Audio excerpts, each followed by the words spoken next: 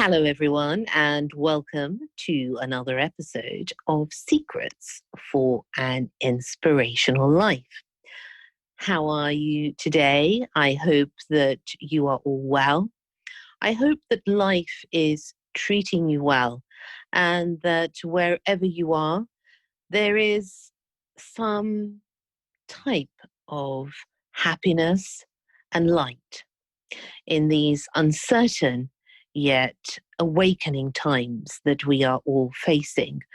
And that's something really that each one of us in the whole world, I can say really, is going through some form of a transformation, whether that be personally or collectively. There is not one person, I think, that hasn't been touched by these huge and really life changing moments that are happening each and every day. What is important is that we realize that life is fleeting and it is only temporary. However many years we're on this planet, it is all part of a journey. And that journey, none of us can tell really how long it's going to be. But what's important is the people that we meet along the way and who we actually make a difference to in their life and who makes a difference in our life. And that we embrace change. It is not a bad thing. It is something that is guaranteed, that every single day is going to be different. Even though we think there's no hope sometimes, we must believe that there is, because everything, even ourselves, changes. The cells in our body, our emotions, our moods. And it's something really that we shouldn't be fearful of, because within that change, there is always new horizons to embrace. Now, tonight, actually, we're here in the United Kingdom and it's late summer, if you can really call it late summer. And I am absolutely delighted to welcome my guest, who is a dynamic, inspirational speaker and coach, and that is Steve White. He has successfully transformed the cultures of both existing and newly merged organizations by developing the human potential through empowerment and confidence. Wow. I mean, that does sound amazing, I have to say. He inspires through imaginative and creative leadership with people power at the heart of all those changes. He actually started as an apprentice plumber, would you believe, to then going on to running huge corporations. He's a nationally recognized and motivational speaker, and he talks about cultural change and transformation in his work. But he has, for the past couple of years, had different things happening in his life. And this just goes on to show all of us that change can happen at any time in our life. And this is his story and his journey. So I'm delighted again to welcome Steve. Hi, Steve. Hi, Mimi, and thank you for that introduction. I suppose after having 2 years off, I've sat here and for some reasons and some opportunities, I've forgotten what I did myself. My primary role now is being commonly known as Grandad Seaside. My diary is only filled with work which concerns my grandchildren. So thank you for reminding me what I did and what I need to get back to at some point. Thank you so much, actually, Steve, for coming on and sharing this time with me and the listeners, because really, I mean, all really for what you have done in the past couple of years, especially all the things that you've achieved, of course, career-wise, but it's also in the past couple of years that have totally transformed your life, haven't they? Tell us a little bit about what happened before the 2 years and then what you have been doing during these really transformational 2 years.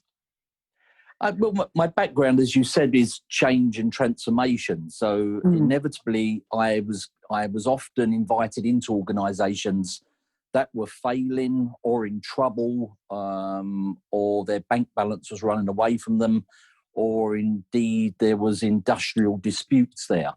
And I was blessed. I started off in Lewisham Council, and I was blessed by having phenomenal leaders there who gave me huge opportunities to move up the ladder quite quickly. I had a back problem at an early age, a degenerative spine. And as you said, I was a plumber, and perhaps I might get some work as a result of actually re-advertising that. I couldn't do building work beyond my early 20s because of my back problem. But fortunately, there was an opportunity to go into management far sooner than I'd ever imagined. Although I'd always had aspirations to want to manage people, even from an early age, but was told at careers counselling, you can't go into leadership or management unless you've got a trade behind you. And that was the advice that you would get at that time. So, and then, I'd started in Lewisham. I went through lots of different positions in Lewisham. So I run the building works division, and then moved over to parks and gardens, done some work in libraries, waste management, recycling, managed the incinerator plant. And I just kept moving into new areas, leisure and sports fields. And inevitably, it was the same problem in all of them. It was daunting at first from someone being, as I say, a plumber, going into very, very different, diverse business areas. But, more than often, people were downhearted, dejected, low productivity. There was more than often, very rarely, a clearly defined strategy. So when you came into work, did people know what they were doing and how that could contribute to the bigger picture? No, probably 99% of all the cases. So it became quite easy and quite generic once turning one department round to bring those same tools into different departments. And more than often, they could change and turn around quite quickly if you just reignited that fire and passion within the staff, who, the distance. And I've had 2 years out, as you say, and I'm really worried now about those going back or those indeed working now, because there was a huge divide, I think, even at an early age going into management. And I'm 57 now, and I was in management early 20s. The big divide of, management sitting in ivory towers and not having any connectivity with the staff. And I think that continued throughout my career. So we sort of, me and my fellow colleagues and associates, bucked that trend. We didn't have big fancy offices. We sat amongst the staff. We would go out. We would socialise with staff. We would enter into a whole number of events for charity. So we were visible and connected with staff as much as we could, because in turn, if we were going to be successful, it would be the staff helping us or indeed making us successful. So how could we do that if we had a huge distance and gap between us with them? Now, you talk about change management, and that's something that you did, isn't it? Yeah. Tell us a little bit about that, because I was reading about that, and I also saw that that holds a responsibility in itself. It's a huge responsibility because people don't like to change. And I was reading about something that you wrote where you said that you have actually felt very vulnerable at times and actually have been attacked and victimized for wanting to bring these changes. Yep, very true. And it's always very difficult. And I found at an early That's age, incredible, really. That's scary, because and I think it's commonplace, how often people openly admit to it. But I certainly remembered, it gave me an inkling into the psychology of management, of how and why so many managers didn't tackle the problematic issues, because more than often you knew there would be repercussions of that kind. And certainly in my early days of having to go into areas where there was rife with problems, and more than often undesirable individuals were running the business, and more than often telling the management what to do. So I would go in on the line of towing the line, and let's do what's right, and let's provide fantastic services to customers. You would sort of turn some of those stones over and discover lots of unhidden treasures of a whole host of corrupt practices. And you're then faced with that decision, even at an early age, of do you do what's right, or do you turn a blind eye to it? And, you know, my passion was always doing it right and doing it the honest way. And more than often, people get very angry because, you know, they feathered their nests for many years before I've appeared on the scene. Then all of a sudden, you know, that comes to an abrupt end, and they're not too happy with that. So there was a period of time, certainly for a number of years, when I was leaving Lewisham, where I was attacked in pubs, attacked on a sports field.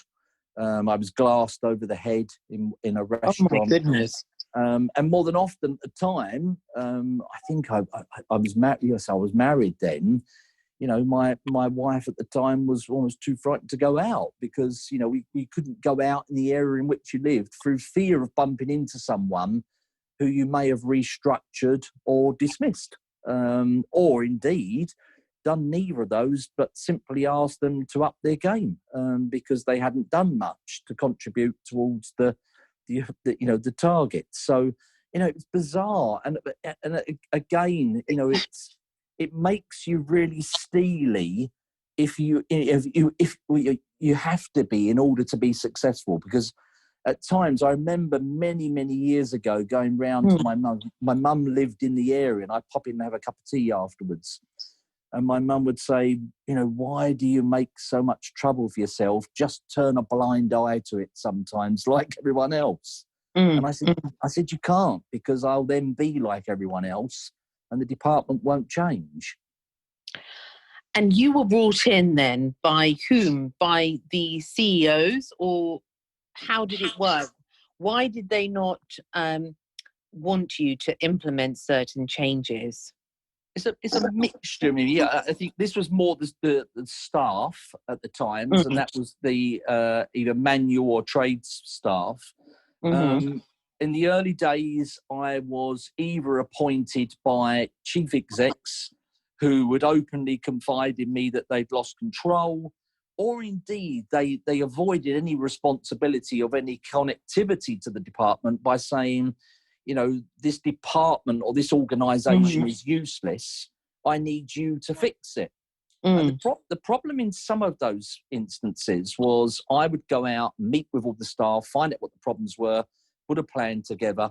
But inevitably, I found out that the problem was the chief exec who appointed me. And you can imagine the conversations of having to go back and say, I think you're the problem in this organisation, which was, you know, never met with somebody doing a cartwheel of excitement. It was easier if it was a board. In some instances, a board has removed the chief exec and they've specifically gone out with someone with expertise in change, in picking up an organisation who's at rock bottom. So they were easier to manage, I think, because I had a free rein to go in and fix what was wrong, as opposed to working alongside somebody who'd created the culture, which I was then going to turn upside down.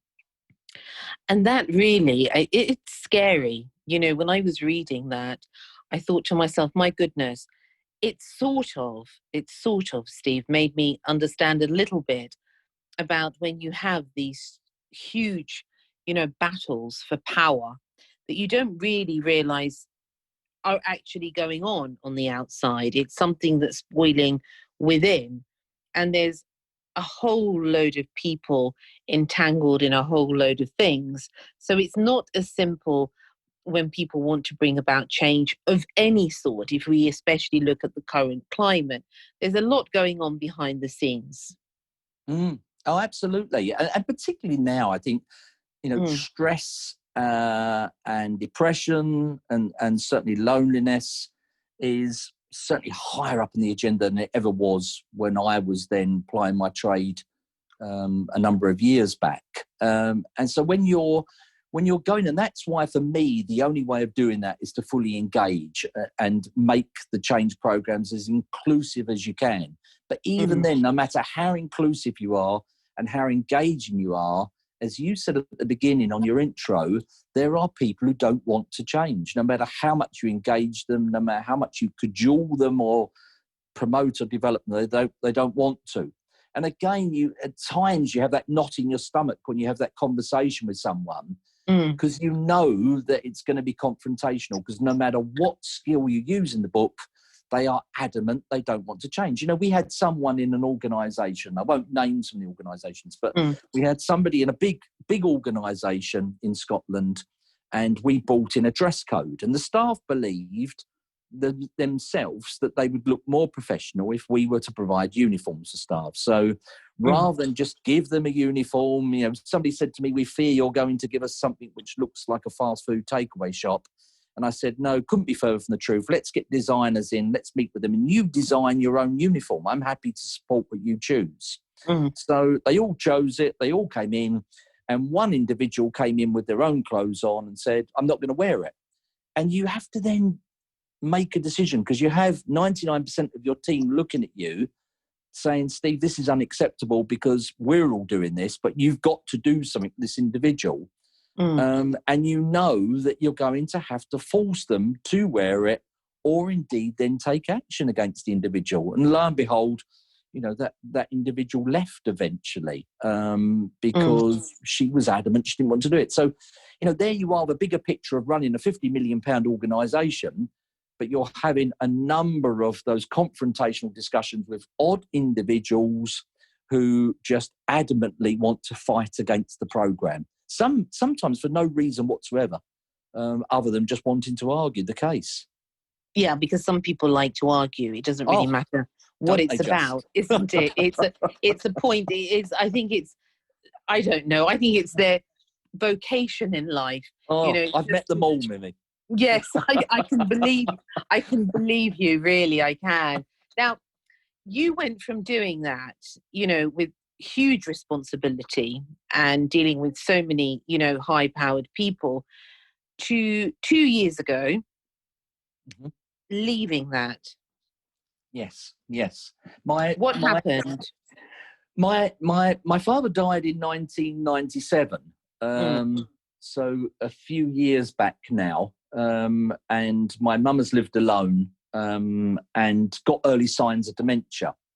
And she'd started to trip over. We had a carer, a private care arranged for my sisters and I.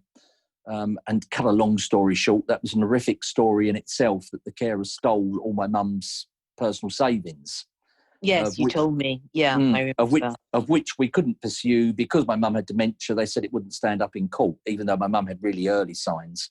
But my mum fell over one day, and her main bone, I always forget the name of that main one, going down to the knee, snapped and come out, flesh wound. Oh, dear. And she went into a 6 or 7 hour operation. But because she had osteoporosis and MS as well, and recovering breast cancer, when they tried to put a pin in the bone just kept breaking away. So the operation took about 7 hours. Eventually they said, "Look, she's fine. We fixed it." But when she came around, her mild dementia had progressed to advanced dementia. So she didn't even know who my sisters and I were. And that was through the operation? Yes, yeah. And apparently this is quite common. I've heard that. Heard that.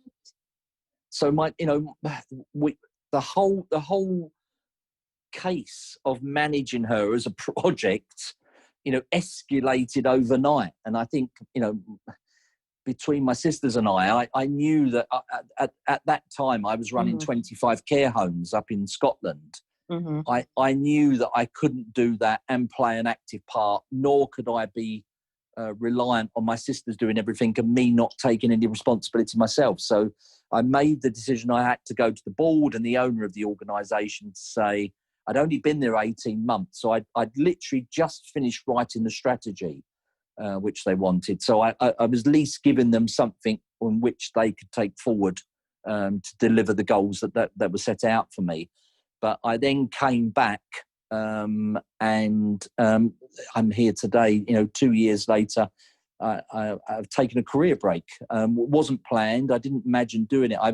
In all intents and purposes, I was a complete workaholic. I would never have introduced myself as that, but now I've not worked, I've realised how much I was. So my mum's been in a care home, and then lo and behold, COVID hits us, and she died right at the beginning, almost at the beginning when the virus was discovered.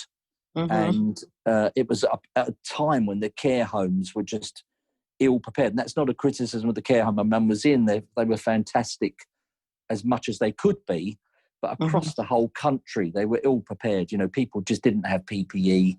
There was no isolation, no segregation.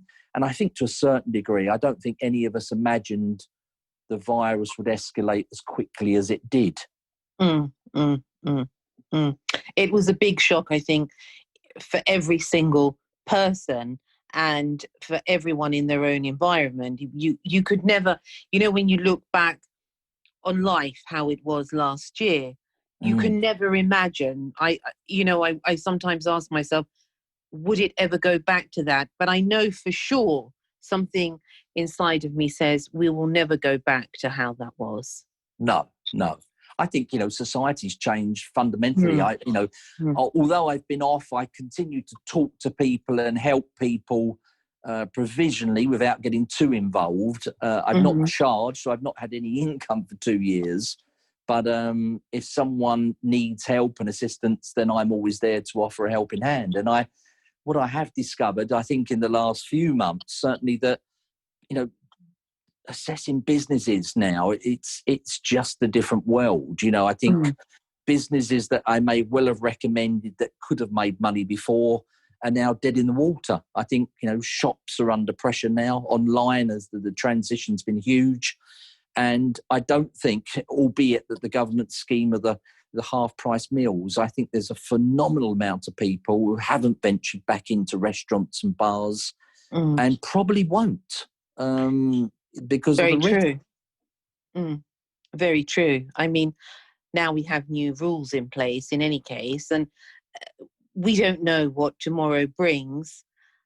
That's in any case. We don't know. We never know from moment to moment. We never did. In fact, I think maybe all of us were a little bit lulled in a false sense of security through our lifetime, that we live in hope. As human beings, we live in hope, but we really don't know what tomorrow or what tonight or, we really don't know what is in store for us in the future. And I wanted to ask you, because it was a huge act of nobility for you to actually give up your life to look after your mum. How did you cope with that, from leading such a sort of high lifestyle, in a way, busy, to totally changing your life? It was far more difficult than I could have imagined. I've studied psychology, every motivational method known to man. I've been on a course of some description, and so there I was, importing that knowledge into other individuals, then having to switch on the button for myself. And actually, it was far more difficult. And I think that as well with dementia. I manage care homes with high dependency units, mental health and dementia homes.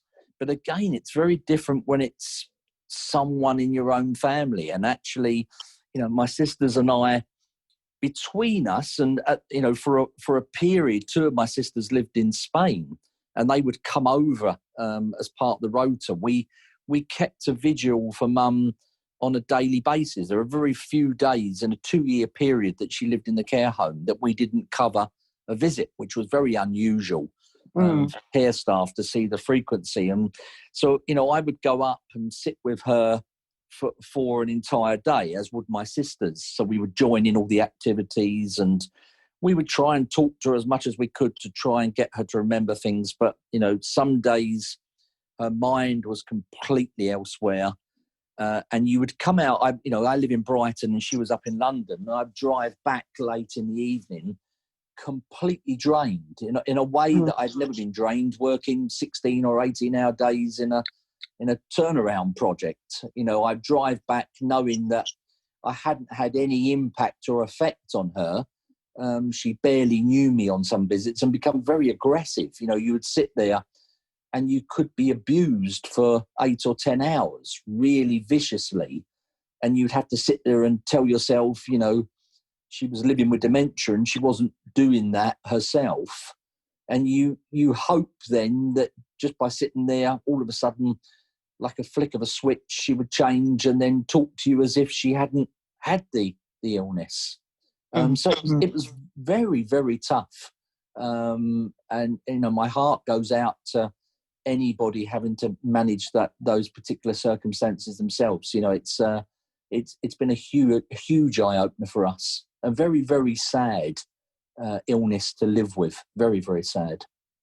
Yes, my friend actually, she her father had dementia for 14 years, and her family looked after him at home.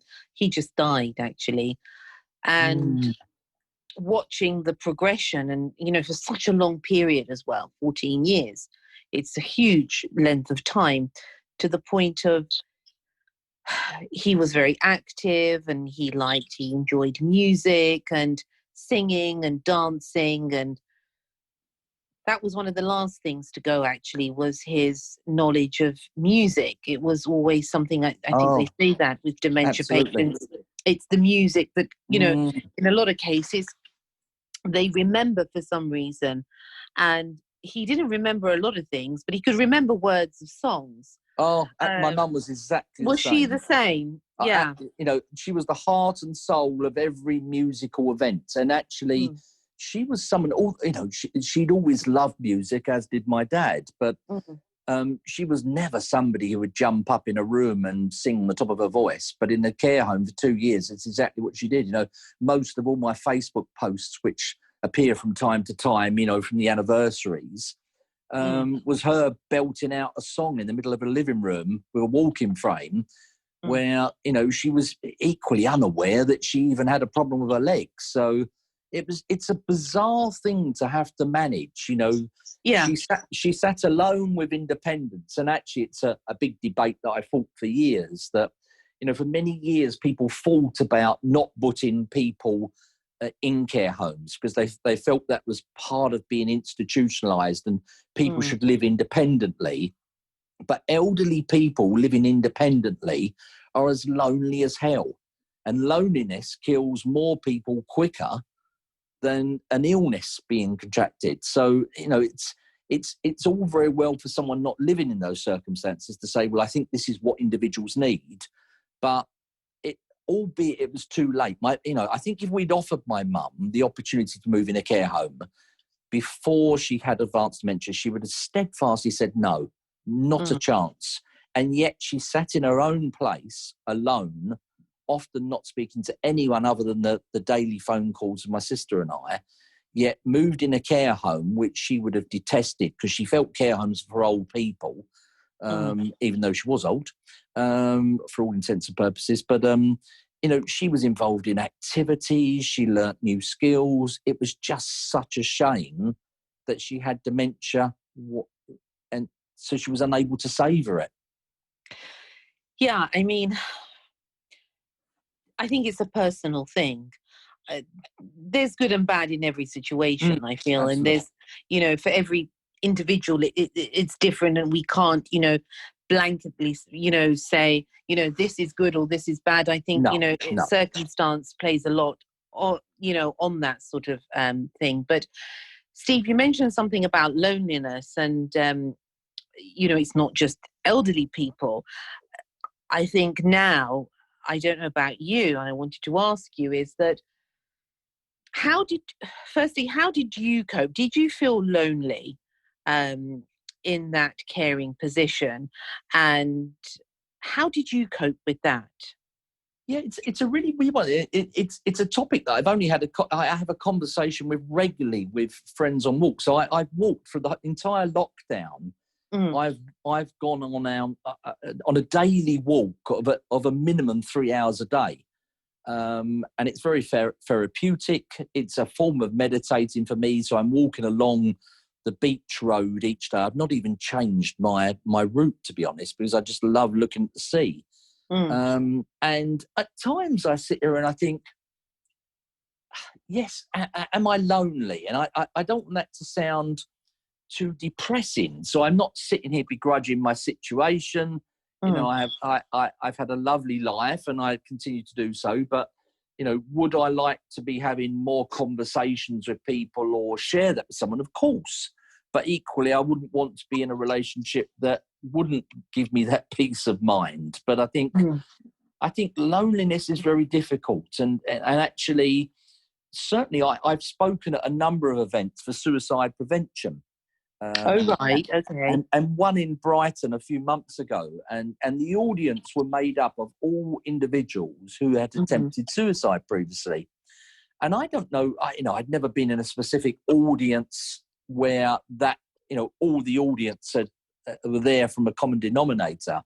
But I was really taken aback by how upbeat they all were, and what they'd done to overcome their stress or loneliness or depression, what techniques and tactics they use, and very open about how their mood still fluctuates.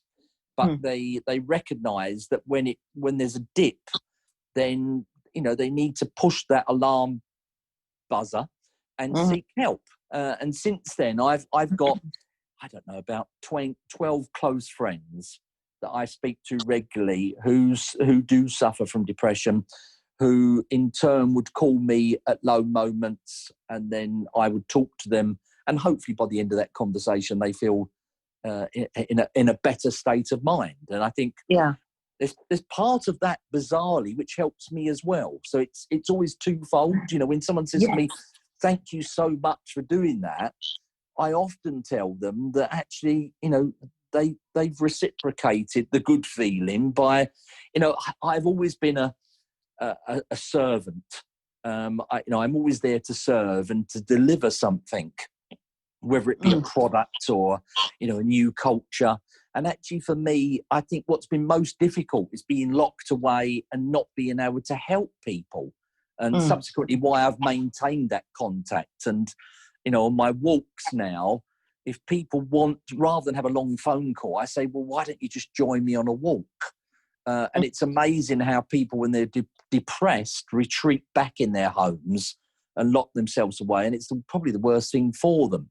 And just getting out, we have a walk. They might not join me for the entire walk, but we'd have a cup of tea. And by that, they'd bail out and feel a million times better, just that fresh air and that camaraderie. And my worry is, certainly on lockdown, I think there are thousands, if not millions of people locked away now in fear of going out, have made themselves completely depressed. And their mental health is failing as a result of the current situation that we're in. I absolutely agree with you, Steve, on that. And I think that fear is this huge thing that really, I think, kills more hope and aspirations in life than anything else. It's, when you're in the grips of fear, you actually literally can't do anything, whether that's fear of going outside because people are afraid of catching the virus, or I don't know, it could be anything. Fear can appear to all of us in many forms, and it's how we deal with it. And I think now is the time that we have to override that fear, because unless we override that fear, we're going to make prisoners of ourselves. Very true. Very true. I think, like you said, fear, when we do change programs, more than often, fear is the common denominator, but how that manifests is in low self-esteem or low self-confidence or low self-worth. So people tell themselves, I won't be able to do that, Steve. And, it's amazing when I say to someone, I actually think you're suited to that role. And they immediately tell themselves 100 times they're not. But how they flourish in it when they just have that little bit of confidence and their lives change. And it's actually someone having that confidence to wrap their arms around someone and say, no, don't doubt yourself, because I actually trust you. And, there is no fear around you not doing it, because we're going to support you. And it's just, how often do people get that level of support? I've dedicated my career to it. And I think in all the places I worked, I'm sure most people would say that I went beyond whatever measure I was there to do in order to help people through that process. And of course, some people don't want that, but generally, change is daunting, and that and being fearful of it is the common denominator to the blockage most of the time.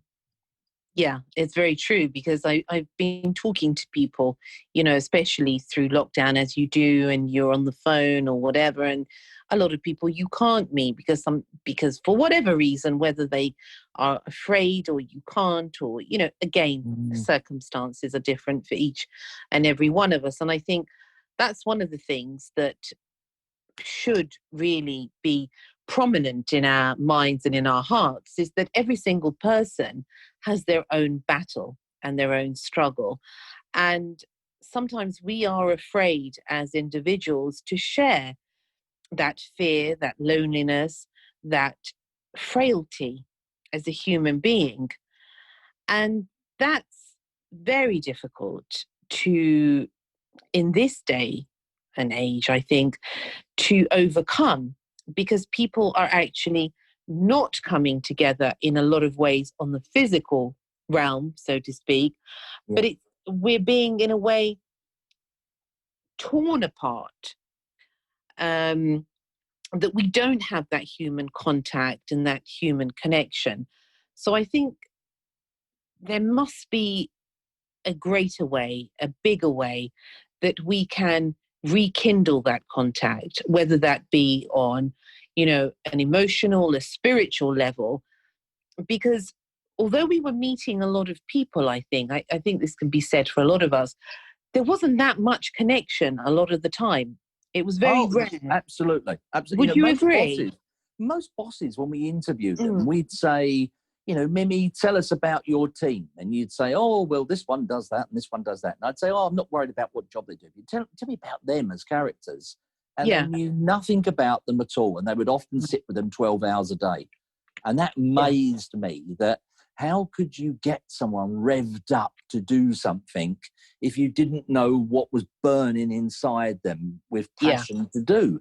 So, it's a bizarre thing. And like you said about fear, being open about it, I think, certainly in terms of depression and loneliness and suicide, that's more prominent now, certainly in the media. And I think, looking back, if I were to say to any of the bosses who had appointed me that I was either depressed or lonely or suffering from depression, I think they would have got rid of me within 5 minutes. It wasn't something that you could ever have a discussion with. And I've been blessed, I suppose, which you've probably noticed from part of this discussion, that I do talk a lot. I engage people. I know when to stop. So certainly if I'm counselling, I'd shut up and just listen to someone. And more than often, if I have one-to-ones, I want to know everything about them. So I tell me a life story. Tell me everything. What were the hurdles?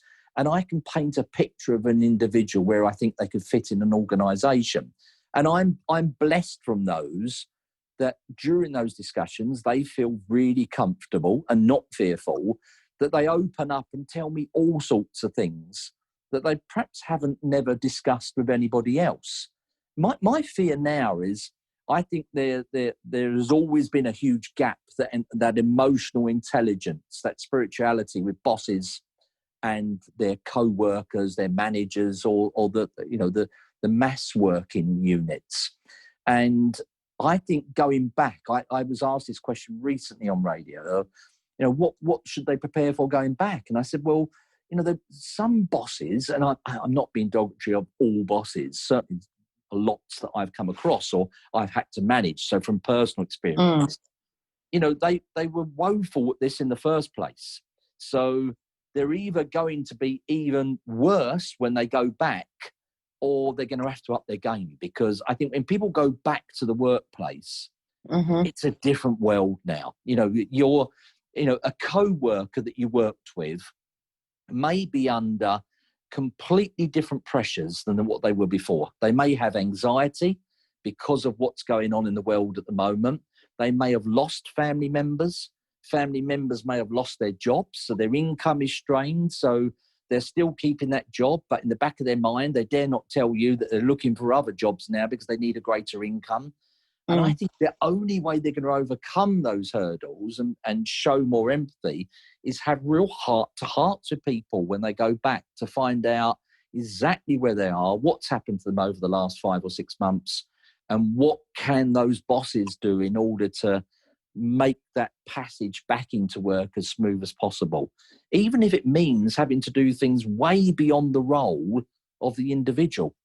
Because otherwise, particularly with money, I think there's going to be so much insecurity out there with people losing their jobs, that just because one person still works for you, the pressure on that family may be so tremendous that their productivity is going to either go out the window, or they're going to go sick with anxiety or depression. So you're going to lose them anyway. So just spend that bit of time finding out where they are in order to give them some tools or assistance or guidance or just an arm around them. And I don't know how many people will even be comfortable doing that. Absolutely. I mean, this is the thing again. It's some of the most important things in our life is that human touch and the human contact. And it's a time of healing. We need healing on a personal level and on a global level. But how are we going to achieve that unless we all start to work together? Very true. Very true. And I think with this, the scaremongering in the press, the sensationalism of some of the articles are certainly sending people in the directors. But I think, there are shifts and there are movements. Inevitably, if you look hard enough on social media, people are coming together now to say, well, hang on, because I think people are reflecting more. I think I had a conversation today with people who are now worried because they're falling out with so many people. And in a way, it's quite cathartic, I think, because we are evaluating the quality of people that we're connected to now.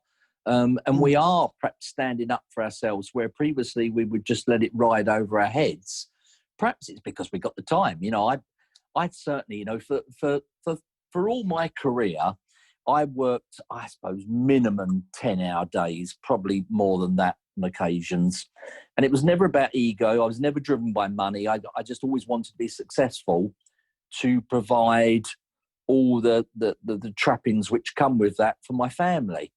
And then lo and behold, at the age of 57, I sit here now and I'm looking at the world with new eyes. I didn't have the chance to walk along the beach on a daily basis.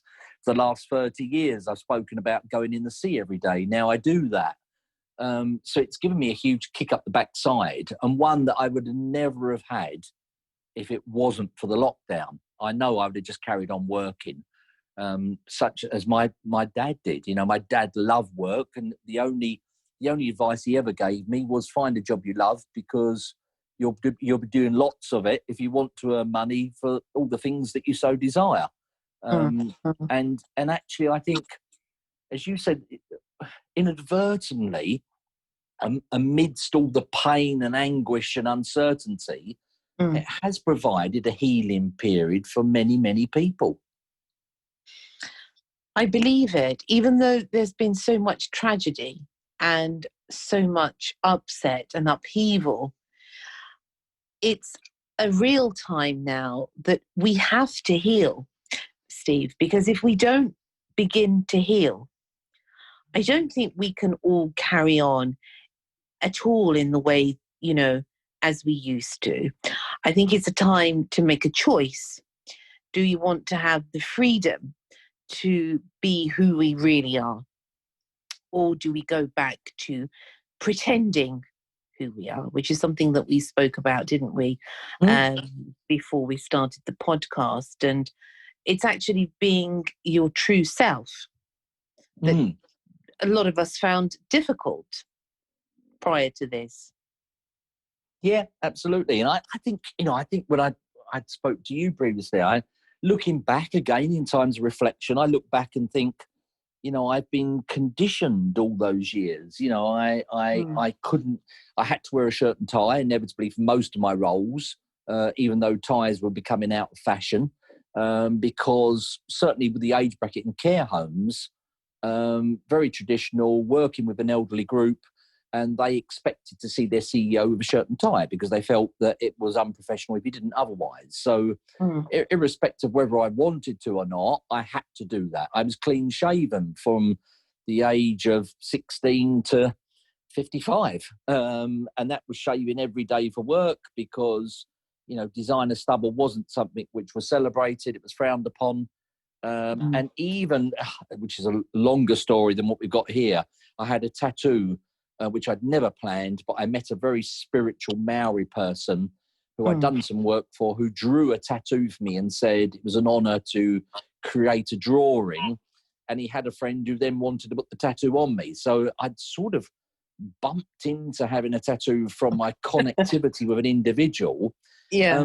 But even then, I couldn't show the tattoo at work because tattoos are frowned upon. So I had to pull my T-shirt down and make sure that I had a vest under my shirt because on one occasion, someone said, "Oh, is that, what's that on you?" And I said, "Oh, it's just a mark."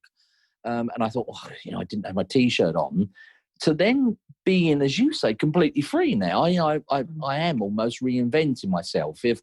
When I go back into work now, I'm completely unconditioned. My tattoos are on show. I've not shaved in 2 years. I've got what is called designer stubble, which I was never able to do. So yeah, actually, I wonder how many people are still living like that and not necessarily the life of their dreams. I wasn't saying that was a painful process to be in, but was I being true to myself at the time? More than often, I had to be subdued or close-lipped in conversations because if I ever relayed what I really felt, I knew it wouldn't help a situation, even though it would be completely coming from a point of truth and honesty. So I've played a subservient sort of role in keeping everyone happy and working together for the greater good of an organisation and themselves individually. But now, I can do what I want. I bumped into a consultant at one of my walks, and he was earning a huge amount of money. And I said, "What do you do now?" And he was doing delivery for someone like Asda or someone.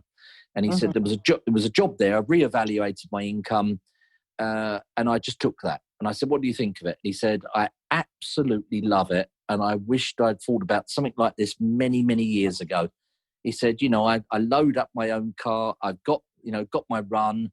I go out. I have, 5 minutes with each customer. I try and make an impression on each of them. I'm autonomous. I don't have to answer to anybody.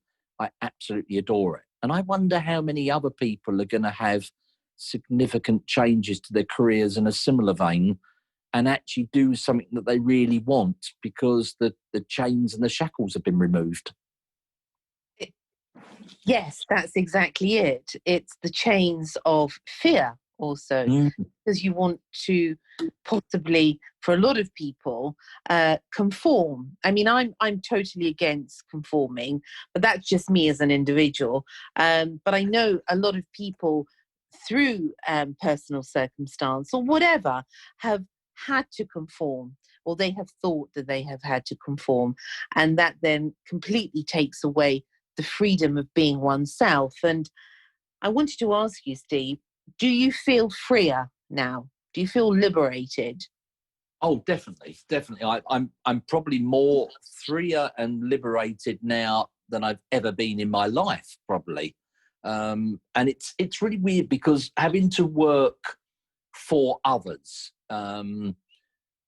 even in coaching and one-to-one, my sole focus has always been on the other individual. So I was always the bit left behind, and I never really focused much on me. I've always kept fit and healthy, but I've never really looked at me as the individual or the main priority. And actually, 2 years of being away, rekindling relationships. So, we were, as you say, my mum's circumstances, we were, as much as it was absolutely tragic, the circumstances, we were blessed to spend 2 intense years with her, albeit in her advanced state of dementia, but actually that connectivity to her, we wouldn't have had that not been there.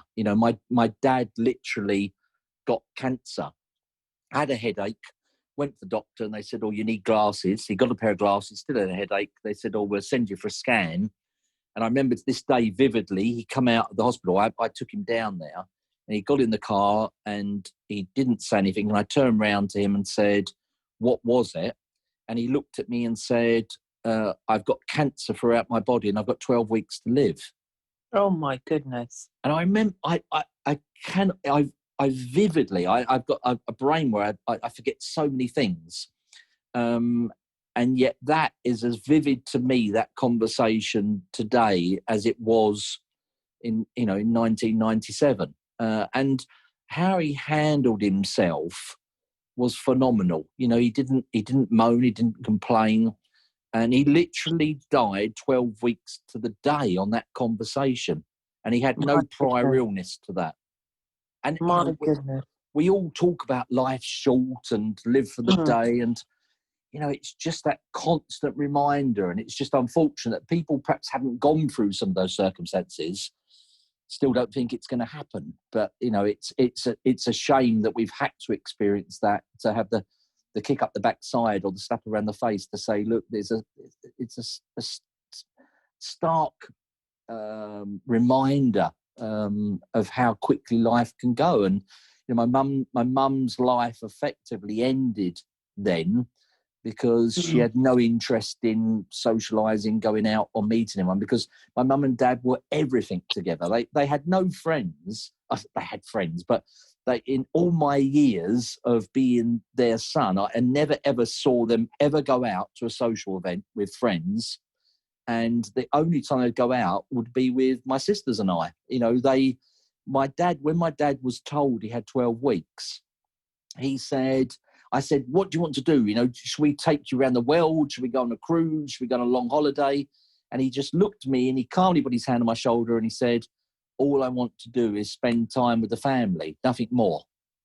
And it's those little words of wisdom which then strengthen you when you then move on, because you're going to be faced with some of those discussions and decisions yourself in later life. It's a very, very difficult thing. And although death is a part of life, we never quite get over the people that we lose and that we love. And, they say you don't get over it. You just learn to live with it. Yes, definitely. And it's a tragic part of life, but it is, everyone that's born has to die. And it's something I suppose in these times now, it's being faced with one's own mortality and those that we love. That is the biggest shock, I think, is that remembering that our time on earth is but the blink of an eye. I think for me, you were saying about, where I'm at as well, is actually what's quite telling, which I've never imagined, is, when you lose both parents, there's a real feeling of not necessarily loneliness, but emptiness when you've lost both. It's a very different position, but more so the fact it's elevated me then as the eldest person in my family. So there you are, looking up, and there you are with all your aunts and uncles and nans and granddads and mums and dads. Then all of a sudden, what seems like a blink of an eye, you're sitting in that top table yourself. So my role has changed with regard to my own children and my grandchildren and my sisters. I'm in a I'm in a different position. Not the position of employment that I was previously, but a different position within the family unit. Yes, because as life alters, we all then move on into new positions, whether that be a state of being. You could feel in a good mood one day, and tomorrow you could wake up and you could feel in a dreadful mood. And that is passing as well. And, as you grow older, from, when you're a child to a teenager to an adult to, a senior, if you're lucky enough to live that long. Yeah. And they're all sort of seasons of life, aren't they? That you begin to feel differently. You can never, I think, when you're, I don't know, let's say 30, sometimes you forget what you feel like when you're 5, because it's impossible, because you've passed that season of that part of your life.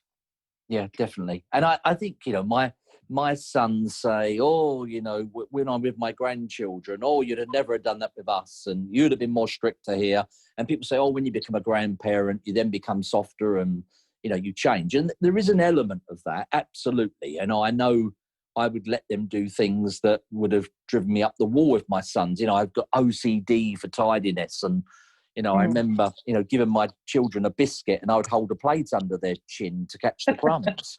I do remember it. And now, my sons manage their children very differently. And rather than me say, oh, that's not the way I do it, I'm proud of the fact they can do it a different way, very, very much more natural. But I'm so much more calmer and relaxed. And that's a bit of, as you say, being free. But it is about age and experience as well. You get to a point where we were saying earlier, you choose where you want to argue or fight or contest. And actually, I think with that wisdom, you then recognise that there are so many times you don't have to. And that's how grandchildren then live a completely different life with their grandparents than they do with their own parents. It's true. And grandparents do let their grandchildren get away with murder, I have to say. But, I think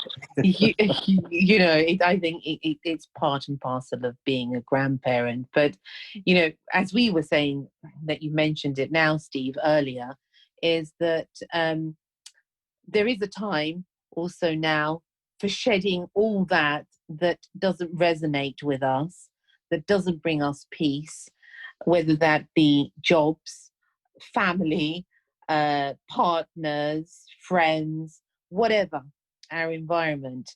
And it's important, isn't it, to surround yourself with people that actually really matter and actually understand you. Yeah, people who want to celebrate your successes and help you achieve your goals. I spoke to two very good friends of mine recently who have just separated. And, and you hear the story from both sides, and it's just such a shame, when you see these people who are so madly in love and had such great relationships, but lose that connectivity between themselves. And I'm not saying that from a ultra spiritual perspective, just a down to earth, how do you just get on and live with each other? And I think now, and again, I'm saying now because my head is in a different place, that, is it too much to expect in a relationship to share each other's goals and help one another deliver them rather than contest them or bemoan the situation? Actually, if your partner said, look, I really want to do this, but I'm not sure if I could do it, part of me I would always be that way anyway, but part of me now would say, okay, well, let's hatch a plan and make that happen, because I'd want to see that person fulfilled in exactly the same way as an employee in one of my organisations. But so many just lose sight of those common goals, or even if they're not common goals, giving one another the space to go off and live life to the full. It's, it seems ridiculous in some sense how people lose that, what was so special so quickly and so frequently nowadays. But yeah, I think equally, if you get to the point where you have gone in different directions, And it sounds really callous, but to sever those ties as quickly as you can and spend more time then with people who embrace you, love you, and support you, rather than sitting there hanging on an edge thinking, should I go, or will he change, or will she change? And they spend years. I often go into organisations and I would say to someone like you, Mimi, how long have you worked here? And you'd say, Steve, I've worked here 32 years. And I'd say, have you enjoyed it? And you'd say to me, not really. And I'd say, when did you realise you weren't enjoying it? And you'd say, within the first year. And I'd feel so sad for that individual that they, knowing that they didn't like the job, they stayed there for 30. And this is common. And why is it? I go back to that word that you use, fear, because they felt, because they got the job, if they then broached the subject with their boss and said, look, this isn't for me after all, they were fearful that the company would then throw them out. Rather than actually, someone said to me, I'm not sure if this is the fit. And I'd say, well, talk to me about what you think is better suited to you, and let's see if we can move you somewhere else. But obviously those conversations still don't take place in the workplace. I don't think even they take place in the house, in the home. No. I don't think, as humans now, for some reason, people have lost the courage to speak up and are pretty silenced by a lot of things. I was talking to a friend of mine this morning, actually, and he said something totally really unimportant. It wasn't really even important. And I said, well, that's your opinion and I'm going to give you mine. And he said, well, why do you have to give me your opinion? and I thought, what do you mean by that? I thought, well, I have to give you my opinion. He said, well, can't you just accept my opinion? I said, no, I can't. And then, I don't know, I sort of flipped in that moment. And I said, well, you're not going to silence me. You're not going to keep me quiet. I'm going to say what I want to say. And he said, but why? Why do you need to do that? I said, because that is me. And I'm finding that a lot, that I'm saying, well, actually, that is me. And if you don't like it, don't like it. Good luck. Have a nice life. Just move on. Someone once very wise said to me, they were profoundly spiritual. And I remember going to him, and he was a very wise man. And I said, so-and-so, is not happy with me. And I was much younger then. And so-and-so is not happy with me. This friend's not happy. And she's always complaining. And he said, it's something very simple, which I really hold fast to that. And he said, be with who is happy with you. Yeah, why are you being absolutely. with people that are not happy with you? Absolutely. And I think, we've had two chapters. I think that the whole Brexit debate, which is still going to rev up again soon, but the that split the country in two like never before, because people were being direct, but in some instances quite obnoxious and quite rude to people with different views. And actually, I think families, friends, work colleagues, split indefinitely as a result of some of those quite vocal conversations and viewpoints, rather than embrace, as you say. It's a very different thing, though. It's a very grown-up conversation to listen to someone wholeheartedly and say, well, thank you for that, Mimi, but I don't agree with a word you say here, but that's your view. I love you as a friend, and I recognise that's your view, and I'll still support you, even though I have a different viewpoint. So you think, wow, well, Steve doesn't agree with me, but he's still supporting me in that instance. And you very rarely have a conversation where someone says that to you.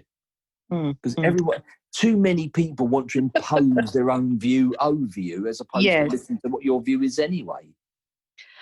Well, this is true. And whereas before, if someone said to me, you know what, that's yellow, and I knew it was pink, I would say before, you know what, it's yellow. If you want it to be yellow, you let it be yellow. Yeah. But what I'm saying now, Steve, is actually it's pink. But if you want to believe it's yellow, then you believe it's yellow. And that's fine. Just I don't believe it, and just leave me alone with that. And people want to argue, they want to say to you, but why don't you believe it's yellow? And I haven't got the energy or the inclination to argue. So I just say, actually, this is not my type of person anymore. No, And I'm no, clearly definitely. not their type of person anymore. And that's absolutely fine. Yeah, and I think again, when you're looking at the bigger picture, the global and the local, I'd always had aspirations to change the world, but perhaps if I'd focused on myself first and changed myself, and then what was local, then I would have had a bigger impact. And I think just drawing that all back in now to have a very small circle of friends, spend far more time with my family, not as much time as I like because I'm a distance between us, but but more time than I would have ever spent with them. And if I do socialize now, it's with people, as you say, 100%, not say on your side, supporters, people who you recognize you have that connection with for whatever, they may well have opposing views, but there's something where you support each other. We now have that opportunity. Well, I do, particularly at work. I would often have to go into work and I coach bosses who say, but I don't like that individual, Steve, and I don't like that. And I said, they're not paying you to like anyone. They're paying you to get productivity out of them. And actually, I've worked with lots of people who were rude, brash, but you can't let it affect you for the greater good of the organisation, unless they're doing it to other people. And of course you address it.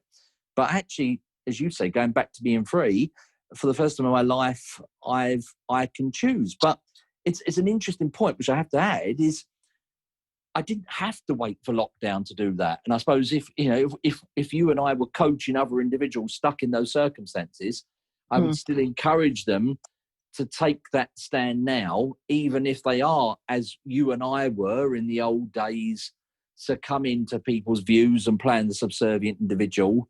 Then stand up for yourself and be yourself. If there's one thing you can leave as a legacy, is that you were yourself throughout and not pretending to be somebody else. I remember when I first got into management, I tried, because you've noticed I've got this very down-to-earth London accent, and I've tried to speak a bit posher. And is it South London? Yes, yeah. And people think, what the bloody hell is he talking like that for? And someone said to me, just do be a posh yourself. accent. Do a posh accent. No, please. I'm not now. I'm not. I'm going to do it when you finish the show.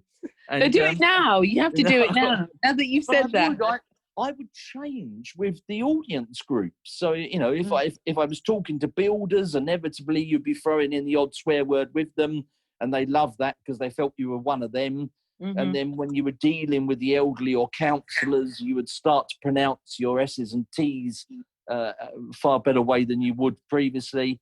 And actually, I don't know if it's being wiser, older, or just more confident in yourself, that the more yourself you are, the quicker people take you as you are on face value, far quicker than trying to pretend someone. And again, I think we've all done that by working in the big corporates, succumbing to fitting into a piece of somebody else's jigsaw.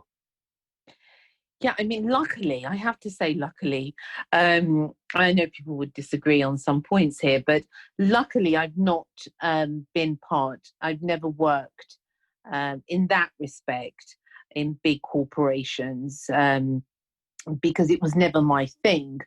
So, but I do work, with people who do work in major, banks and huge, places that really it's very, very difficult to maintain your identity.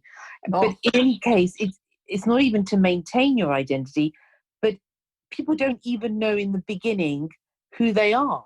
And that's why it's so easy to lose yourself, I think, in any sphere of life. Unless you really know who you are, I think you can be led to any destination, albeit possibly the wrong destination. So I think what's important here at this time is that we find what is our vocation, who are we, what do we stand for, really? What do we stand for as an individual? Otherwise, well, what's the point of anything? Very true, very true. And that, that could even start from the minute you appoint someone, even before they start. You should have to go through something where all of that, they're testing you to find out who you really are. But in itself, it's a backward compliment, because you may have to actually think about that, reflect, and come up with that answer yourself for the first time ever. So, when you walk through my doors, I should intimately know everything about you, where not to lead you, where to take you, and how you're going to perform at your highest level, what's going to ignite you within the organisation. And actually, again, pound for pound, in many, many organisations over the years that we've looked at, 30 years, even induction processes are woeful. People, turn up, the person's not there, they're thrown on a chair temporarily, even though they appointed this individual 3 months before. They haven't got the email set up. They're wandering around for the first day. And by the end of the day, they go back to their partner and they're already disillusioned. Rather than actually create a fanfare when they walk through the door, it should almost be like stars in their eyes, with the staff are clapping them to say, thank you for joining and becoming an integral part of this team. And we all know everything about you. So it's not rocket science, but not many still do it. But do you help individuals also put to one side the corporates? Are you also helping individuals, Steve, who work for themselves, for example? Yes. Yeah. From all walks of life. You coach people, whether they be, I don't know, hairdressers, librarians, lawyers, I don't know, restaurant owners. You still are able to bring that, I don't know, that fire within that individual, regardless of what walk of life they're in. Oh, absolutely, absolutely. And actually, that is the common denominator, as you say, the fire. If I have a conversation, someone says, I'm in trouble, I need this, I need that, can you come and meet me? Once I understand for what reason are they wanting to get bigger or turn around, then that would in turn make my decision whether I'd want to work with them. There's individuals who say, look, the product's blooming rubbish. I don't care. I want to earn millions out of it. And I'll happily pay you a high fee to do that. I wouldn't be interested. And I've turned down many, many opportunities where actually the role doesn't ignite my own passion.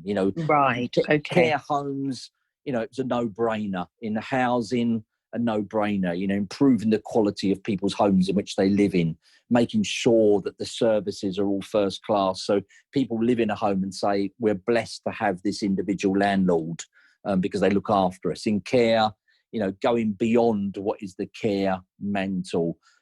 In sports, leisure, I've managed leisure centres who had literally no money and cracks in the wall and holes in the ceiling. But the staff was so brilliant in there that customers refused to go anywhere else to modern gyms with better technology because they love the experience and the interaction with customers. And that's what it is. How do you make people feel good about themselves? And it's a friend of mine went to Dubai a number of years ago, and it was his birthday. I'd never been there myself, but it was his birthday, and he got to reception and they said, oh, hello, and that they greeted him by his name. Now, they'd obviously done some research on a picture of him, so they'd studied and said, look, at some point during today, he's going to check in. We don't know what time, but when he comes in, the first person he meets should be greeted, and we're going to use his name. So that he left a really nice impression. He got to the reception. They greeted him by his name as well, and they said, oh, by the way, happy birthday for tomorrow for your celebration. He thought, nice touch again. They've already checked that it's my birthday tomorrow. He then got in a lift, and the attendant in the lift looked at him and said, hello, Dr. So-and-so, good luck for your birthday tomorrow. So, what that makes me think of, it gets me excited, is what sort of team meetings have they had? They've had team meetings, they've looked at everyone who's checking in the next day, and they've prepared themselves to wow those individuals when they come in to book that room. And that's what's driven me, that sort of excitement of, if you're going, I always used to say in the early days, you can fit a toilet in someone's house the same way 1 million times over. There's 1 million contractors out there and 1 million contractors that come up with your toilet. But actually, how can you do it different with customer experience? By contacting them before, giving them a date and time, actually wrapping it in a paper where you would say to reassure them that it had been sanitized. You would clean up after you. You would speak to them. So there was a whole host of things that we started to add around delivery of service, where someone would say, wow, they absolutely go the extra mile here, and it appears they really care. And that's what I've taken anywhere. A great example is street sweepers. Often, most people ignore them. They do an absolute invaluable job, very insular and not networkers, predominantly street sweepers. Not very socially inclusive. They like to be out there in all weathers, sweeping. And I said, I want to call them in for meetings. And they said, oh, they won't want to come in. And I said, why not? And they said, they don't like meetings. So I said, well, I'm going to go out and speak to them, and I'll get a broom and I'll just join them. So I used to go along, and then used to think, what the hell is he doing here? And I would speak to them, and actually, without any understanding of their background, 99% of them had phenomenal careers, pilots, doctors, and they just chose to go to giving something back to communities. That's why they, the perception of management, well, they were all stupid because they were road sweepers, and that was literally their perception. And these were highly intelligent individuals, and all of them said, you're the first manager we've ever had in our career who's ever come out to speak to us. So they'd made assumptions of their well-being, their education, and far too often that happens as well because of the look or the way somebody sounds, as opposed to truly just getting to know them. And in all those conversations, there was just slight little twists and turns you could create around their roles, which made their jobs more enjoyable. The biggest thing they detested was managers would go out to give them extra bags. So they'd drive around. Inevitably, they were driving around to see if they were still there to spy on them in those days without technology. And if it was pouring a rain, a manager would wind the window down 1 inch and try and stuff the bag out the top of the window to avoid getting out to stand in the rain, which the sweeper had to stand in for 10-hour shifts. So when they told me that, I used to then just jump out. I'd have a suit on, I'd be soaked, and they'd be so embarrassed. And they'd say, oh, Mr. White, you've got to get back in the car. And I'd say, no. If it's good for you, it's good for me. And the perception of me as the leader then changed overnight. These workforces would do anything for me because they could see that I was one of them. And it's only because yes, this is important. This is important, is that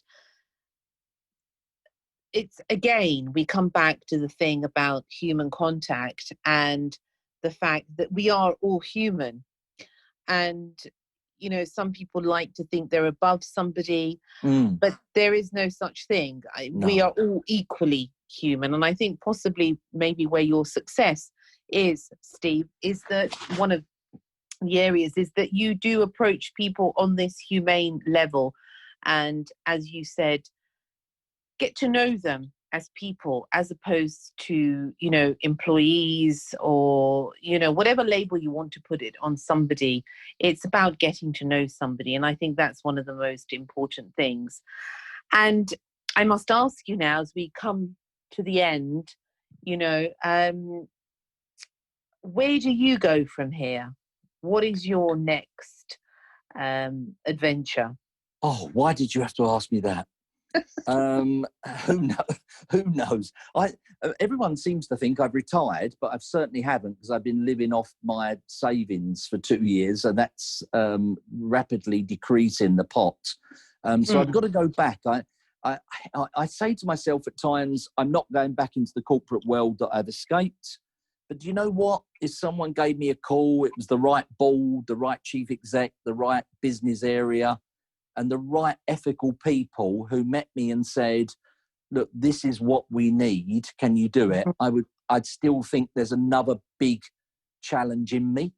On the other hand, I might just do something completely detached from what I've ever done before. I don't know. It could be holistic treatments. It could be something wildly different to the world I've got. But either way, the key parameters for me are having more freedom and flexibility with family, and to maintain the sort of lifestyle that I've got now, to make sure that I have my walks, my regular exercise. I'm not saying, it's part-time, but I'm not going to be working 16-hour days again, that's for sure. So something equally which, lights a little spark inside of me. And that could be anybody and anything. Because someone has a conversation with me, they're in need of change, they're in a crossroads, they're losing money, they're about to lose everything, and they just need one extra pair of eyes or another arm around them, then, that I could be that person, depending on what the circumstances are. And where can people get hold of you, Steve? I've got a Facebook account, which you'd find me on there, Instagram account, or most of the businessy, if it's just business, they can catch me on LinkedIn as well. I inevitably do lots of online coaching on LinkedIn, and I've done all of that for free for the last 2 years, just to keep myself well oiled. I just couldn't afford to not do nothing. But at the same time, if someone calls and is in desperate need, I couldn't think of anything worse in just saying, well, I'm not working, can I pass you over to someone else? So, I'm always going to be devoted to helping people. And it's something you said to me, it's, my drive is to help people live their lives to the full. I want people to wake up, and once their eyes wake up, they have that excitement and fire in their belly that they want to go to work or accomplish whatever goals they've set because of something that I've helped them with. And that drives me on like nothing else. I think that's a noble cause. And as you help people, as we all try and endeavour to help others, they also maybe unknowingly help us along our journey. That's, I think, the most important thing to remember, is that we are really part of a huge human race that not is just a race, it's a family. And if we are to survive, we must really join forces. I agree. Thank you so much for coming on. Really fascinating listening to you and your story and your wisdom. And I always ask my guests this at the end, Steve, is tell us something. Tell me and the listeners out there, what advice would you give? These are desperate times in many ways. What advice for hope, something that has kept you going through life, that you would impart your wisdom out there?